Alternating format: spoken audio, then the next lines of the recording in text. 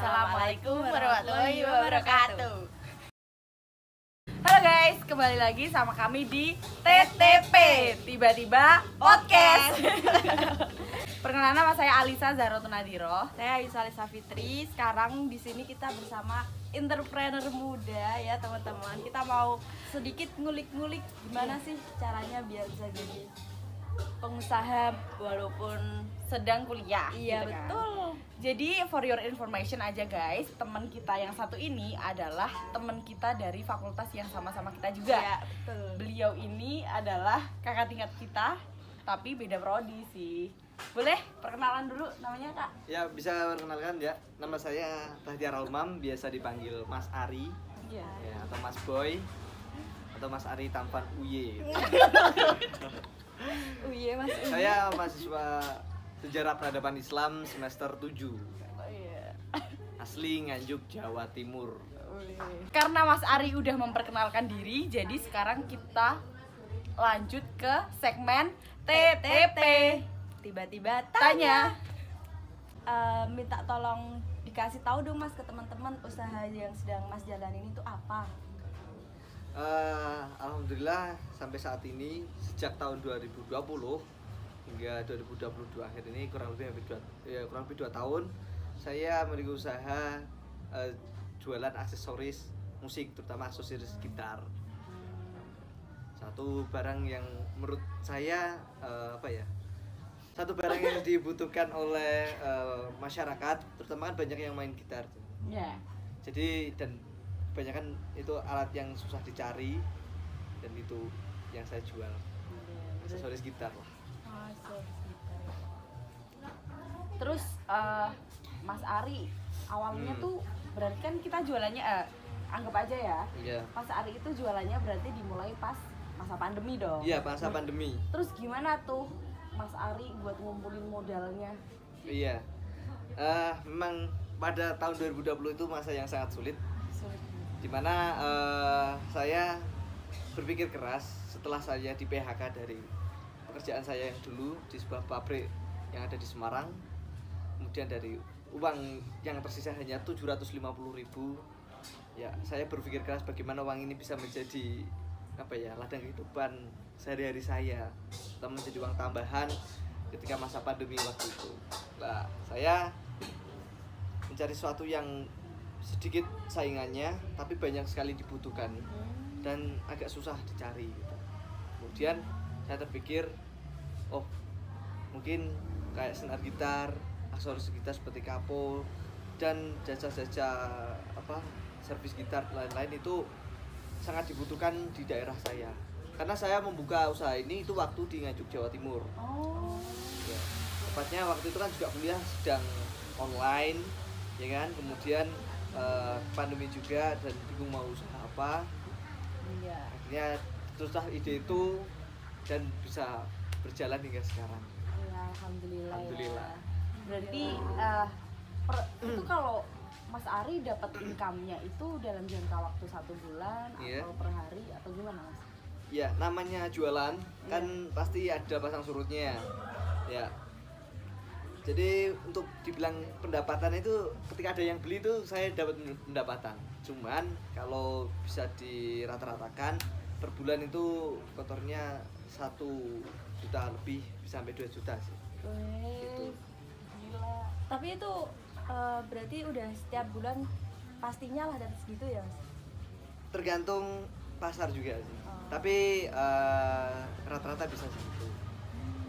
Dengar-dengar Mas Ari ini nggak cuma buka lewat online ya, Iya. tapi tiap hari Minggu juga Mas katanya. Ya, hampir tiap hari Minggu, tergantung kalau nggak sibuk atau Iya. mungkin ya pengen gitu. Saya juga buka stand offline, stand lapak di Pasar JB juga. Kadang kalau ada acara-acara mesti di kampus Iya. yang buka stand, ya saya manfaatkan peluang itu untuk ya sekaligus mengenalkan, ya siapa tahu juga dari pertemuan dari kegiatan itu banyak yang kenal usaha saya gitu. Ya, alhamdulillah. Iya. Nah, kayak gitu ya.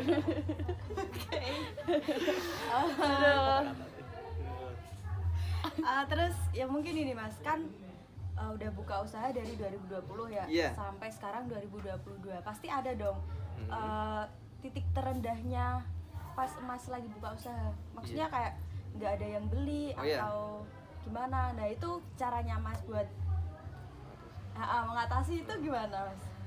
Ya, namanya jualan itu pasti ada pasang surutnya ya. Selain misal pasar lagi sepi, yang paling menjadi kendala dalam usaha saya itu waktu itu adalah munculnya para pesaing baru. Ya, jadi bisa dikatakan saya itu mungkin bisa satu-satunya yang di kecamatan saya yang baru buka usaha itu gitu.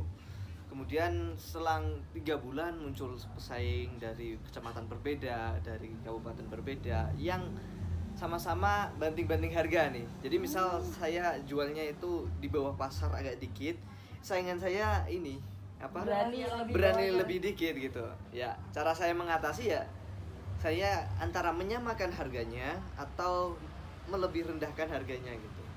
Mereka banding ngajak hancur-hancuran harga, saya juga berani gitu. Itu salah satu saya agar bukan mematikan ya, ibaratnya menyingkir para pesaing dari pasar yang sudah saya kuasai gitu. Kemudian kalau misal dagangan lagi sepi, order lagi sepi ya, kita mau nggak mau pasti kan harus lebih mengejarkan lagi gitu. Cuman yang menjadi poin penting dari saya agar pasar itu nggak terlalu sepi banget itu kalau saya punya nomornya pelanggan itu saya simpen, saya update story terus, jadi mereka itu lihat terus, oh barangnya ini, barangnya ini gitu. Jadi tanpa mereka tanya, mereka udah tahu dan tergiur gitu Iya. melalui media lah. Kebetulan Mas Ari ini adalah salah satu orang yang ternyata aktif juga nih di organisasi kemahasiswaan di kampus. Selain itu Keren banget ya. banyak organisasi-organisasi lain yang diikutin sama Mas Ari. Nah, gimana tuh caranya Mas Ari untuk membagi waktu ya? Iya. Untuk berorganisasi sama kuliah, berusaha juga ya kan? Gimana nih? Ya gimana ya, bisa dikatakan biasa-biasa saja sih. Ya soalnya kan kita membagi kegiatan kan ada waktunya sendiri. Kuliah kan pasti jarang banget lah untungnya di organisasi saya itu tabrakan sama jam kuliah gitu. Dan untuk untuk kegiatan usaha itu saya ambil waktu-waktu saya longgar gitu. Katakanlah misal saya gak ada kegiatan nih, misal ada orang mau beli gitu ya, saya ajak COD. Katakanlah misal kalau saya lagi sibuk terus orang ngajak COD atau ada yang pelanggan yang beli atau buat ngurus usaha, ya saya carikan jadwal untuk agar bisa ketemu atau bisa ngurus bisnis. Jadi pinter-pinter membagi waktu sih kalau saya. Iya. Tapi jangan sampai keteteran tabrakan semua. Iya. Mungkin Mas Ari, sebelum kita tutup nih acara tiba-tiba podcast kali ini, ada nggak sih pesan-pesan buat teman-teman di luar sana biar nggak hanya produktif di perkuliahan aja, Oh, iya. tapi ada hal-hal yang mungkin bisa mengupgrade personal value-nya mereka yang yang monggo lah disampaikan Iya. sama Mas Ari. Sedikit bagi-bagi tipsnya. Bagi-bagi tips, Iya. oke. Ya, pada teman-teman semuanya, sebagai mahasiswa kita tentu nggak harus melulu kuliah doang, kuliah pulang atau jadi bisa dikatakan mahasiswa kupu-kupu ya kan. Iya. Tapi bagaimana kita di bangku perkuliahan ini bisa menjadi modal awal untuk kita mulai satu usaha. Soalnya patokan saya, kalau saya lulus baru mulai usaha itu lucu gitu. Ibaratnya sarjana kok masih pengangguran, masih cari cara untuk kerja. iya. Kalau kita udah ancang-ancang, ya katakanlah belum lulus sudah ada usaha, nanti lulus tinggal terusin usaha gitu. Iya.